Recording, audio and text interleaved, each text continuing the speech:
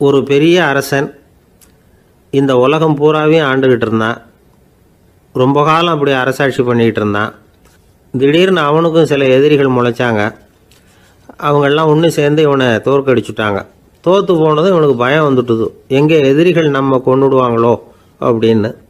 வெளியில் வந்தால் தனக்கு ஆபத்துன்னு பயந்துக்கிட்டு யாருக்கும் தெரியாமல் ஒரு குகைக்குள்ளே போய் பதுங்கி கிடக்கிறான். நிலைமையை பாருங்கள்.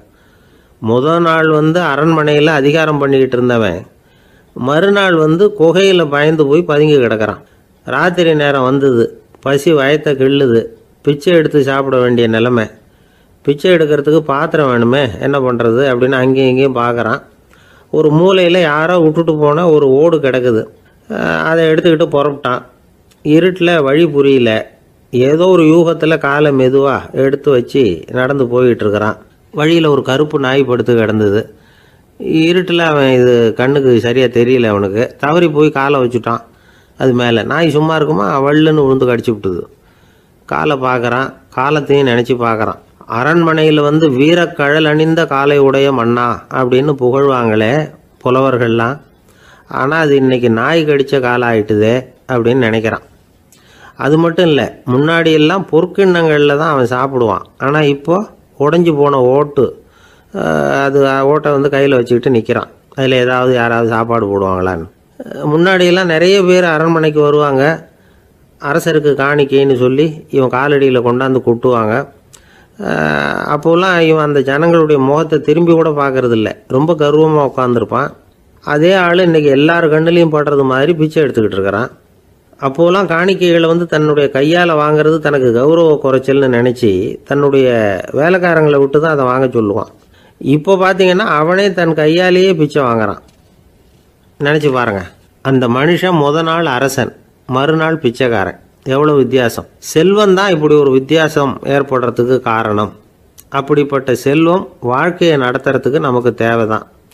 ஆனால் அதையே நாம் அடைய வேண்டிய பயனாக நினைக்கிறோம் பாருங்கள், அதுதான் வேடிக்கை. இதை நம்மாழ்வார் அழகாக ஒரு பாசுரத்தில் சொல்கிறார்.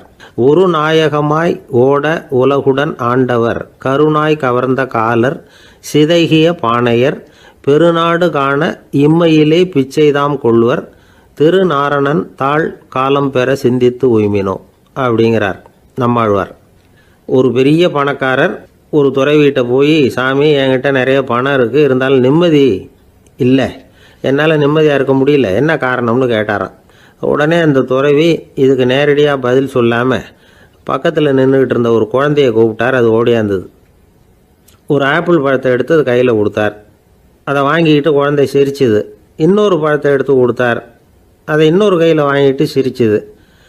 மூணாவது ஆப்பிளை எடுத்து கொடுத்தார். 2 பழத்தையும் நெஞ்சில் அணைச்சிக்கிட்டு 3ஆவது பழத்தையும் வாங்கிறதுக்கு முயற்சி பண்ணிச்சு. ஆனால் அது உடனே நழுவி கீழே விழுந்து உருண்டு ஓடிச்சு. ஏற்கனவே இருந்ததும் விழுந்துட்டுது. இப்போ அந்த குழந்தை அழ ஆரம்பிச்சுட்டுது.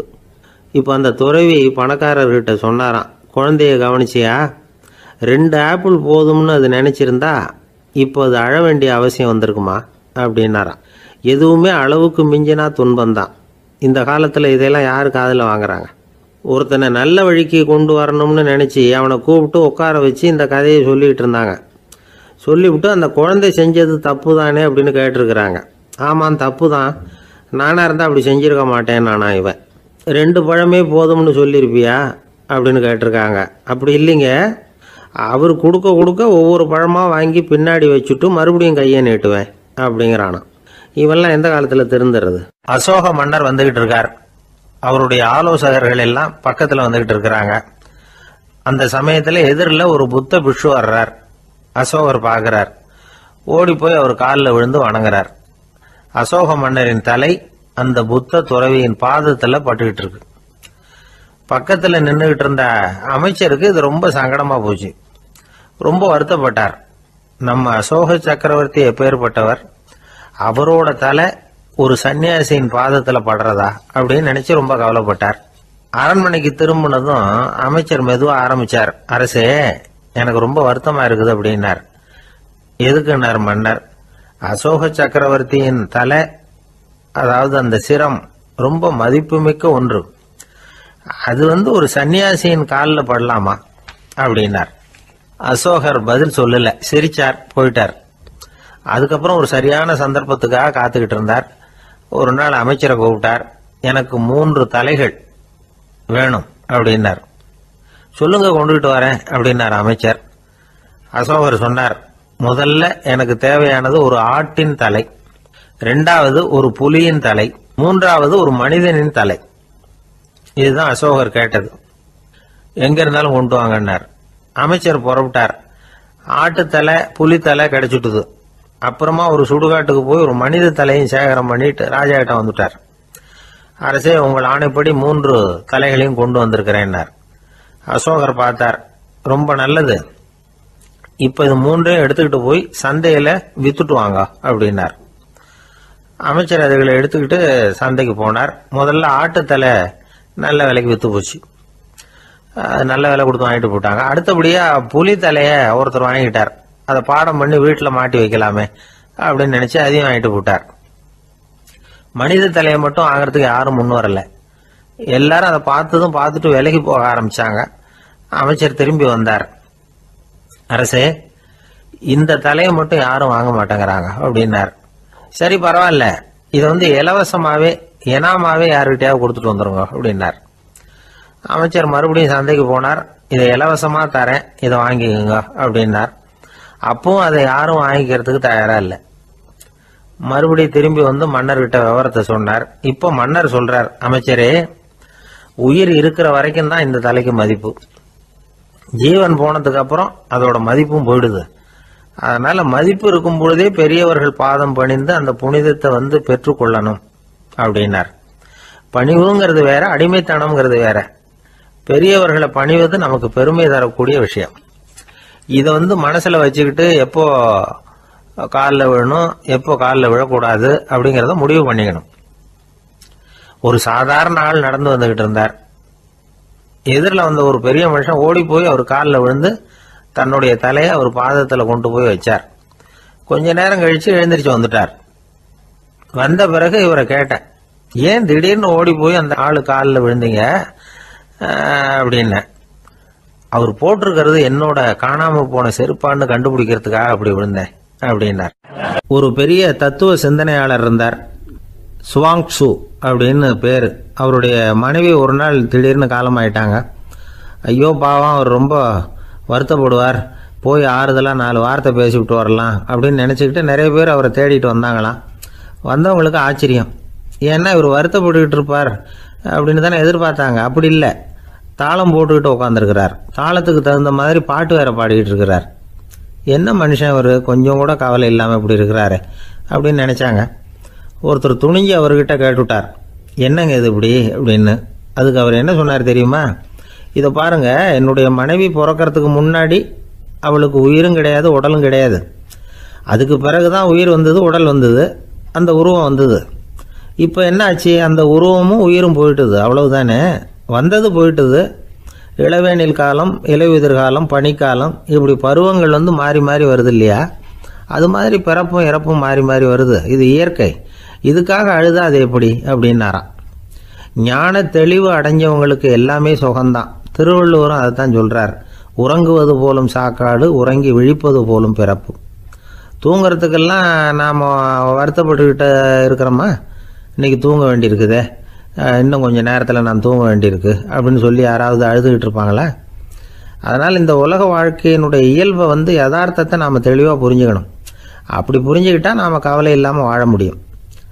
ஒரு வயசான தாத்தா பாட்டி 60 வருஷத்துக்கு முன்னாடி அவங்களுக்கு கல்யாணம் ஆச்சு.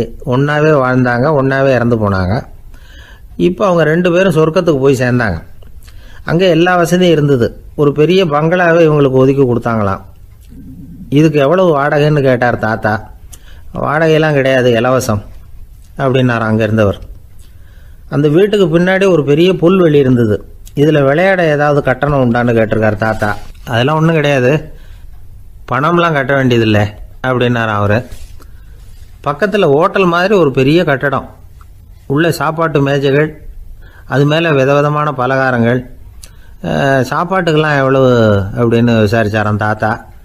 அதுதான் சொன்னேனே, இங்கே எல்லாமே இலவசம்தான், எது வேணும்னாலும் சாப்பிட்லாம், எவ்வளவு வேணும்னாலும் சாப்பிட்லாம் அப்படின்னாராம்.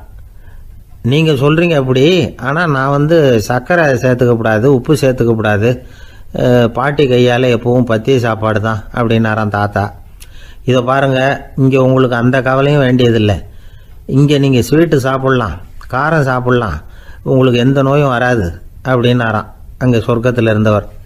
இதை கேட்ட உடனே அந்த தாத்தா பக்கத்தில் நின்ன பாட்டியை பார்த்து கத்தினாராம், அடி பாவி, எல்லாத்தையும் கெடுத்துட்டியே, நீ எனக்கு பத்திய சாப்பாடு போடாமல் கண்டதை திங்க விட்டுருந்தா 10 வருஷத்துக்கு முன்னாடியே நான் இங்கே சேர்ந்துருப்பேனே அப்படின்னாராம். ஒரு காட்டில் ஒரு முனிவர் இருந்தார். ஒரு நாள் அவரை தேடிட்டு 4 பேர் வந்தாங்க. சுவாமி, எங்களுக்கு ரொம்ப நாளாக ஒரு சந்தேகம்னாங்க. என்னன்னு கேட்டார். இந்த உலகத்தில் எவ்வளவோ காரியங்கள் நடக்குது, எது நியாயம் எது அநியாயம் அப்படின்னு புரிஞ்சிக்க முடியலன்னாங்க. அது யாராலையும் புரிஞ்சிக்க முடியாதுன்னார் முனிவர். வந்தவங்களுக்கு ஆச்சரியமாக போச்சு, ஒரு மாதிரியாக பார்த்தாங்க. இதை முனிவர் கவனிச்சார். சரி, புறப்படுங்க என்னோடன்னார். எங்கன்னு கேட்டாங்க. இப்போ உங்கள் 4 பேரையும் ஒரு புஷ்பக விமானத்தில் அழைச்சிட்டு போகிறேன். இந்த உலகத்தில் சர்வசாதாரணமாக நடக்கக்கூடிய ஒரு காட்சியை உங்களுக்கு காட்ட போகிறேன். நீங்கள் பார்க்க போகிற அந்த காட்சி நியாயமா அநியாயமா அப்படிங்கிறத என்கிட்ட சொல்லணும். நீங்கள் சரியான பதில் சொன்னால் புஷ்பக விமானத்தில் தொடர்ந்து பிரயாணம் பண்ணலாம். தவறான பதில் சொன்னால் இந்த புஷ்பக விமானம் உங்களை கீழே தள்ளி விட்டுரும் அப்படின்னார். 4 பேருக்கும் பயம்தான், இருந்தாலும் முனிவர் கூப்பிடுறாரு அப்படின்னு சொல்லி புறப்பட்டாங்க. அவங்க எல்லாரும் புறப்பட்டு ஒரு காட்டு வழியாக போய்கிட்டு இருக்கிறாங்க புஷ்பக விமானத்தில். அங்கே நடக்கிற ஒரு காட்சியை காட்டுறார் முனிவர். அதோ அங்கே பாருங்கன்னார். அந்த விமானத்தில் இருந்தபடியே எல்லாரும் கீழே குனிஞ்சு பார்க்குறாங்க. அங்கே ஒரு தாய் புலி அப்போ தான் குட்டி போட்டிருக்கு. குட்டிகளை ஈன்ற உடனே பசிக்கு இறை தேடி அந்த பக்கமாக வருது. அதே நேரம் ஒரு தாய் மான், அதுவும் அப்போ தான் குட்டி போட்டிருக்கு. அதுவும் இதே மாதிரி குட்டிகளை ஈன்ற உடனே பசிக்கு இறை தேடி அந்த பக்கமாக வருது. இப்போ அந்த புலி அந்த மானை அடித்து போட்டுவிடுது, அதுவும் சாப்பிடுது, குட்டிகளுக்கும் கொடுக்குது. இப்போ அந்த புலிக்குட்டிகள் முகத்தில் மகிழ்ச்சி, தாயை இழந்த அந்த மான் குட்டிகள் முகத்தில் துக்கம். இப்போ அந்த முனிவர் 4 பேர்கிட்டையும் கேட்குறார், நீங்கள் இங்கே பார்த்தீங்களே, இதில் எது நியாயம் எது அநியாயம்? ஒவ்வொருத்தராக சொல்லுங்கள். உங்கள் பதில் சரியில்லைன்னா இந்த விமானம் உங்களை கீழே தள்ளி விட்டுரும், சொல்லுங்கள் பார்க்கலாம்னார். முதல்ல ஒருத்தன் சொன்னான், அந்த புலி செஞ்சது சரிதாங்க, அது பசிக்கு அதுதான் ஆகாரம், தன்னுடைய பசிக்கு தானே இறை தேடிக்கிட்டுது, அதில் என்ன தப்பு, அவ்வளவுதான், அதனால் புலி செஞ்சது நியாயம்தான் அப்படின்னா. அவ்வளவுதான், அந்த விமானம் அவனை அப்படியே கீழே தள்ளி விட்டுட்டுது. அதனால் அவன் கொடுத்த பதில் சரியில்லை அப்படிங்கிறது புரிஞ்சு போச்சு. இப்போ 2வது ஆள் சொன்னான், புலி செஞ்சது பாவம், அந்த தாய்மான் என்ன தப்பு பண்ணிச்சு, இப்போ அந்த குட்டிகளுக்கு யார் ஆதரவு, அதனால் புலி செஞ்சது அநியாயம் அப்படின்னா. அவ்வளவுதான், அவனையும் கீழே தள்ளி விட்டுட்டுது அந்த விமானம். இந்த பதிலும் சரியில்லை அப்படின்னு ஆயிட்டுது. இப்போ 3வது ஆள் வந்தான்.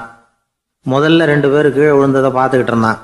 அதனால் அவன் சொன்னான், ரெண்டுமே நியாயந்தாங்க, புலி இறை தேடினதும் இயற்கை, அதுக்கு மான் இறையானதும் இயற்கை, அதனால் இதில் ஒன்றும் தப்பு இல்லைன்னா. அவ்வளவுதான், அவனையும் அந்த விமானம் கீழே பிடிச்சி தள்ளி விட்டுது. இப்போ 4வது ஆள் வந்தான். முனிவர் கேட்டார், நீயாவது சொல்லுப்பா, இந்த செயலில் எது நியாயம்னார். அவன் தெளிவாக பதில் சொன்னான். அதாவது என்ன சொன்னான்னா, எனக்கு தெரியல அப்படின்னா. அவனை விமானம் கீழே தள்ளலை, சௌரியமாக அழைச்சிட்டு போட்டுது. இவனும் பிரயாணம் சௌக்கியமாக பண்ணானான். ஆக இதுதான் சரியான பதிலுங்கிறத முனிவர் உணர்த்தினார். இந்த கதையிலிருந்து நாம் புரிஞ்சுக்க வேண்டியது என்னென்னா, இந்த உலகத்தில் எவ்வளவோ காரியங்கள் நடக்குது, அதெல்லாம் ஏன் அப்படி நடக்குதுங்கிறதுக்கு எப்பேற்பட்ட பண்டிதராலும் பதில் சொல்ல முடியாது. தெரியாததை தெரியாதுன்னு ஒத்துக்கிட்டா வாழ்க்கை பிரயாணம் சுகமாக இருக்கும். அதனால் தேவையில்லாத விஷயங்களை புரிஞ்சுக்கிறதுக்கு நேரத்தை செலவு பண்ணிகிட்டு இருக்கக்கூடாது, வாழ்க்கையை குழப்பிக்கக்கூடாது. வாழ்க்கைக்கு தேவையானது என்னவோ அதை மட்டும் புரிஞ்சுக்கிட்டா போதும். இந்த காலத்து ஆள் ஒருத்தன் ஒரு பெரியவரை தேடி வந்தான். ஐயா, ஒரு சந்தேகம்னா. என்ன உன்னுடைய சந்தேகம்னார். பகுத்தறிவுன்னா என்ன, விதின்னா என்ன அப்படின்னு கேட்டான். இதுக்கு அவர், இப்போ உன்னுடைய வலது காலை தூக்குன்னார். தூக்கினான். சரி, இப்போ உன்னுடைய வலது காலை கீழே இறக்காம உன்னுடைய இடது காலையும் தூக்குன்னார். தூக்கினான். பொத்துன்னு கீழே விழுந்துட்டான். பெரியவர் சொன்னார், உன்னால் ஒரு காலை தூக்க முடிஞ்சுது, அதுதான் பகுத்தறிவு. 2 கால்களையும் ஒரே சமயத்தில் தூக்குனா அடிபடும் அப்படிங்கிறது தான் விதி. அப்படின்னு விளக்கம் கொடுத்தார். இவன் தன்னுடைய விதியை நொந்துக்கிட்டே இடுப்பை பிடிச்சிக்கிட்டு அங்கேருந்து நடந்து போயிட்டான். ஒரு ஊரில் ஒரு பெரியவர் இருந்தார். ஒரு நாள் அவரை தேடி ஒருத்தர் வந்தார். ஐயா, நான் கடவுளை பரிபூர்ணமாக நம்புகிறேன் அப்படின்னார். சரி, அந்த நம்பிக்கை உனக்கு எப்படி வந்ததுன்னு கேட்டார் இவர். அவர் சொல்ல ஆரம்பித்தார். ஐயா, எனக்கு கல்யாணம் ஆகி 10 வருஷம் ஆச்சு. ஆனாலும் குழந்தை பாக்கியம் இல்லை. அதுக்கு என்ன காரணமாக இருக்கும்னு நான் யோசனை பண்ணிகிட்டு இருந்தப்போ நண்பர் ஒருத்தர் ஒரு ஆலோசனை சொன்னார். உனக்கு மதப்பற்று இல்லை, எந்த கடவுளையுமே நம்ப மாட்டேங்கிற, அதுதான் காரணம். கடவுளை நம்பு, உனக்கு குழந்தை பாக்கியம் கிடைக்கும் அப்படின்னார். அவர் அப்படி சொன்னாரே தவிர எனக்கு சந்தேகம்தான். இருந்தாலும் அவர் சொன்னபடியும் நடந்து தான் பார்ப்போமே அப்படின்னு முடிவு பண்ணேன். கடவுளை நம்ப ஆரம்பித்தேன். அந்த வருஷமே அழகான ஆண் குழந்தை பிறந்தது. எல்லாம் இறைவன் அருள் அப்படின்னார். இவர் இப்படி சொன்னதை கேட்டதும் அந்த பெரியவர் சொன்னார், நீ சொல்கிறதெல்லாம் சரிதான். இருந்தாலும் இந்த காலத்தில் எந்த ஒரு காரியமாக இருந்தாலும் அதை சோதனை செஞ்சு பார்த்துட்டு தான் ஒரு முடிவுக்கு வந்து சேர முடியும். அறிவுபூர்வமான முடிவு அதுவாக தான் இருக்கும். அறிவியல் சோதனைகள் அப்படித்தான். ஒரு குறிப்பிட்ட விஷயத்தை பற்றி எத்தனை தடவை சோதனை பண்ணாலும் ஒரே முடிவு தான் கிடைக்கணும். அதுதான் சரியாக இருக்கும். அதனால் இப்போ மறுபடியும் ஒரு சோதனைன்னார். என்ன செய்யணும் அப்படின்னு கேட்டார் இவர். கடவுள்கிட்ட ஒரு பெண் குழந்தை வேணும்னு கேளு. முதல்ல ஆண் குழந்தையை கொடுத்தது மாதிரியே இப்போ ஒரு பெண் குழந்தையையும் கொடுக்குறாரா பார்க்கலாம் அப்படின்னார். சரின்னு சொல்லி இவர் அதே மாதிரி முயற்சி பண்ணினார். அதுக்கப்புறம் அவர் இந்த பெரியவர்கிட்ட வரவே இல்லை. கொஞ்ச காலம் கழித்து இவரே அவரை தேடிட்டு போய் கதவை தட்டினார். அவர் கதவை திறந்தார். என்ன ஆச்சு, கடவுள் கண் திறந்தாரா அப்படின்னு கேட்டார்.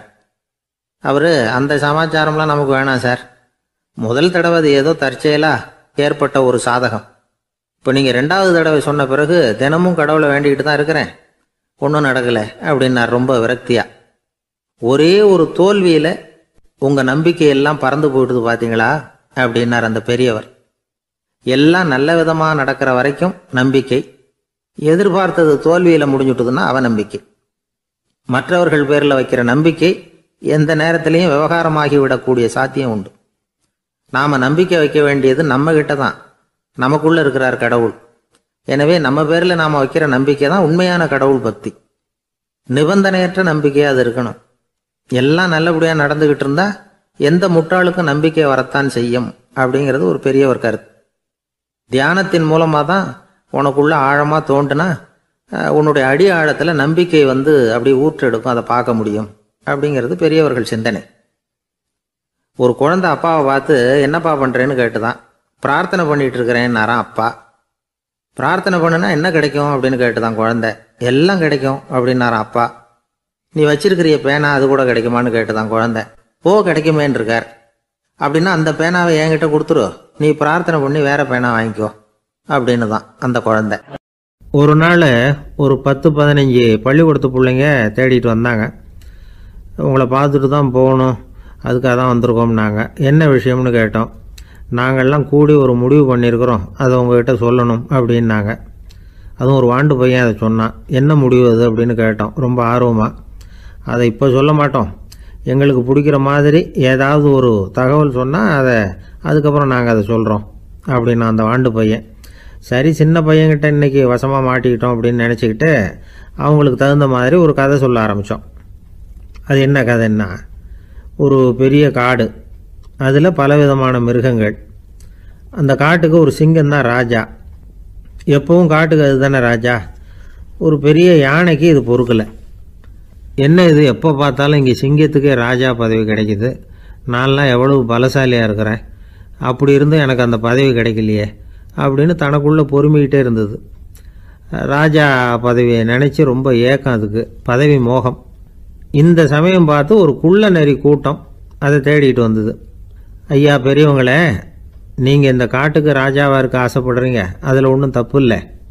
ஆனால் அதுக்கு முன்னாடி நீங்கள் எங்கள் கூட்டத்துக்கு கொஞ்ச நாள் தலைவராக இருங்க, அதாவது ராஜாவாக இருங்களேன், உங்களுக்கும் ஒரு ட்ரைனிங் கிடைச்சது மாதிரி இருக்கும் அப்படின்னு சொல்லியிருக்குது இந்த கூட்டம், குள்ள நெறி கூட்டம். இதை கேட்ட உடனே யானைக்கு ரொம்ப சந்தோஷம் தாங்கலை. அதுதான் எப்போன்னு பதவிக்காக காத்துக்கிட்டு இருக்குதே.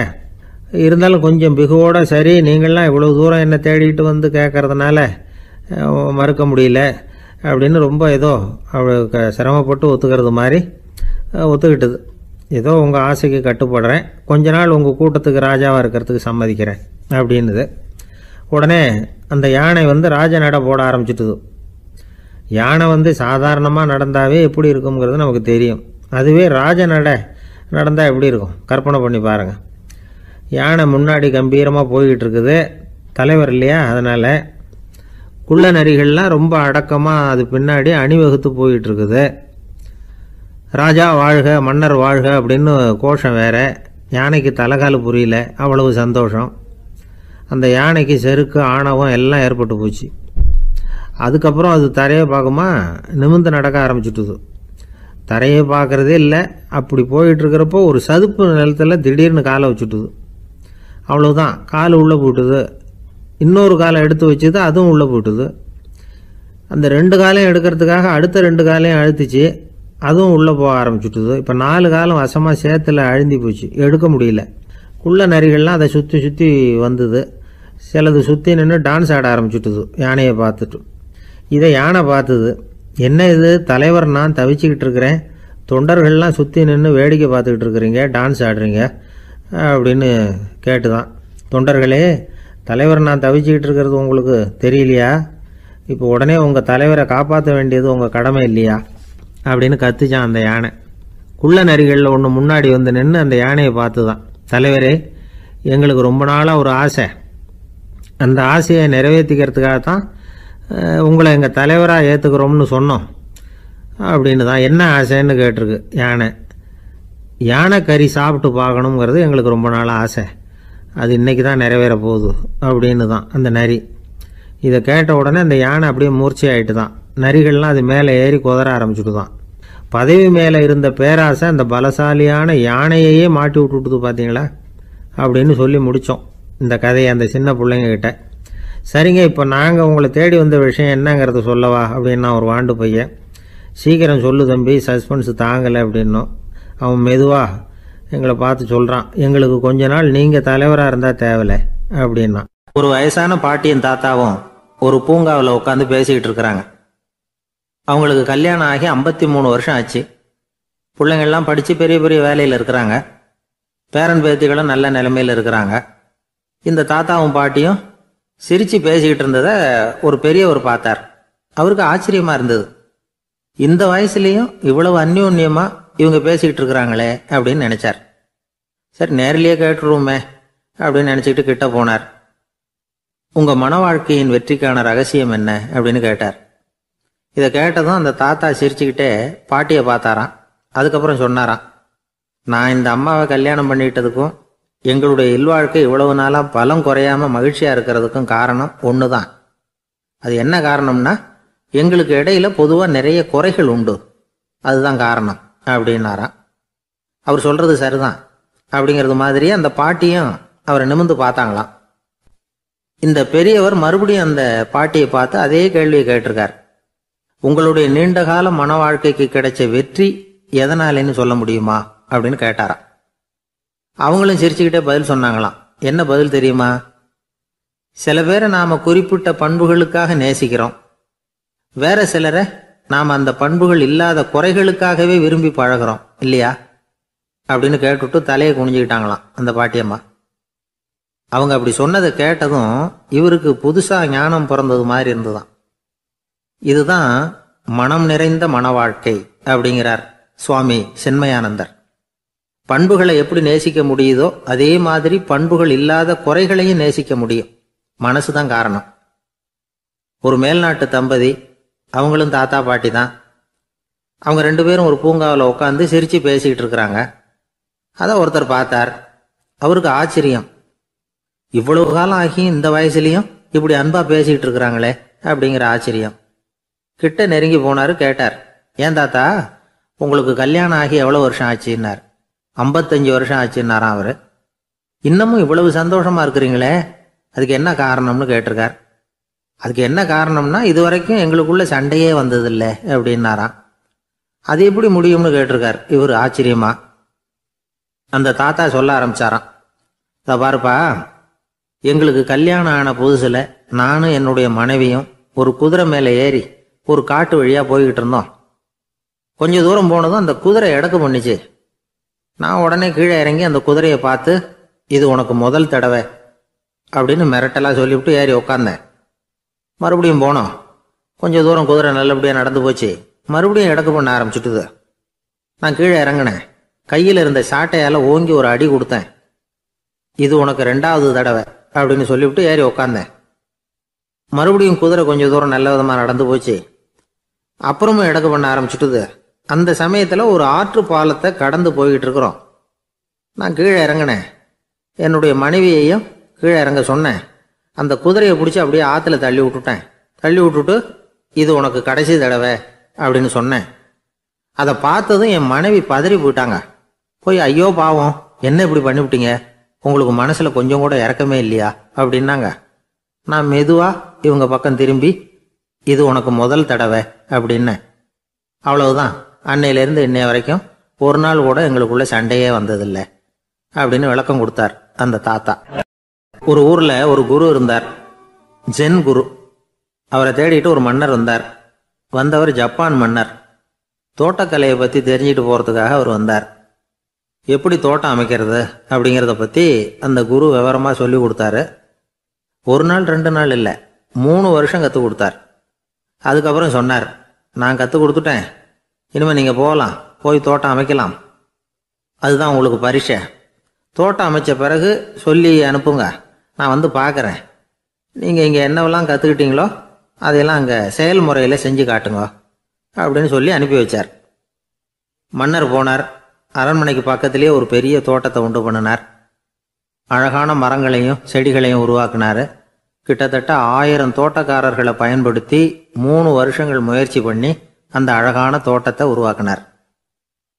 குருகிட்ட இருந்து செய்தி வந்தது, நாளைக்கு வந்து தோட்டத்தை பார்க்குறேன் அப்படின்னு. மன்னர் உடனே சுறுசுறுப்பாயிட்டார். முதல் நாளே தோட்டத்தை சுத்தப்படுத்தினார். ராத்திரி பூரா யாரும் தூங்கலை. எல்லாருக்கும் தோட்டத்தை ஒழுங்குபடுத்துகிற வேலை. அது அந்தந்த இடத்துல ஒழுங்காக இருக்குதா அப்படின்னு சரி பார்த்தாங்க. ஒரு தவறும் இல்லாத வகையில் அதை ஒழுங்குபடுத்தினாங்க. மறுநாள் குரு வந்தார், தோட்டத்தை பார்த்தார். அவருக்கு கோபம் வந்துட்டுது. மன்னருக்கு ஆச்சரியம், எப்பவும் சிரிச்சுக்கிட்டே இருக்கிறவர் இப்போ எப்படி இருக்கிறாரே அப்படின்னு. மெதுவாக குருக்கிட்ட போய், எல்லாம் சரியாக தானே இருக்குது அப்படின்னார். எல்லாம் சரிதான், ஆனாலும் எங்கே அந்த பொன்னிற காற்று அப்படின்னார். உதிர்ந்த இலைகள், பொன் மஞ்சள் நிற இலைகள் காற்றில் அப்படி புரண்டு ஓடுவதை நான் பார்க்க முடியவில்லையே அப்படின்னாராம்.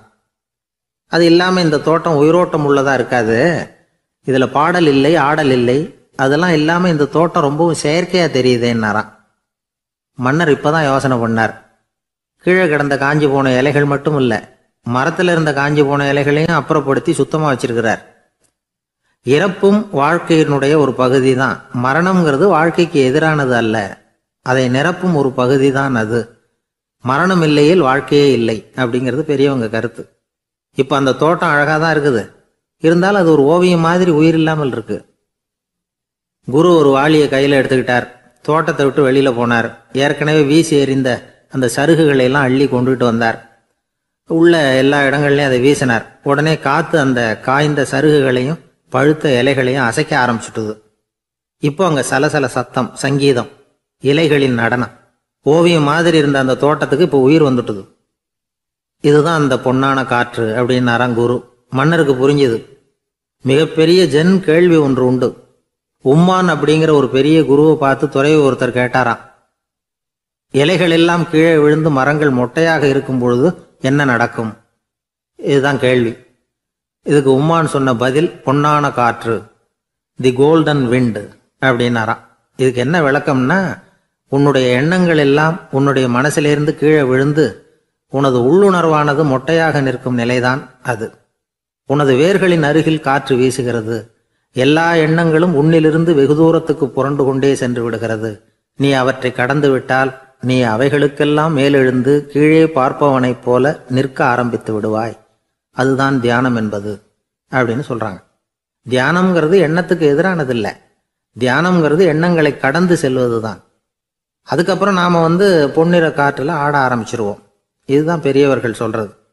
என்கிட்ட ஒருத்தர் தோட்டம் அமைக்கணும்னு யோசனை கேட்டு வந்தார். எல்லாம் சொல்லி கொடுத்தேன். செடிகள்லாம் செழிப்பாக வளரணும்னா வேர் காயாமல் பார்த்துக்குங்க, தினமும் தண்ணி விடுங்க அப்படின்னு சொல்லி அனுப்பி வச்சேன். 1 மாதம் கழிச்சு அவர் தோட்டத்தை பார்க்கறதுக்காக போனேன். போய் பார்த்தா எல்லா செடியும் வாடி கிடக்குது. என்னங்க இப்படி பண்ணிவிட்டீங்கன்னு. நீங்கள் சொன்னபடி தான் செஞ்சேன்.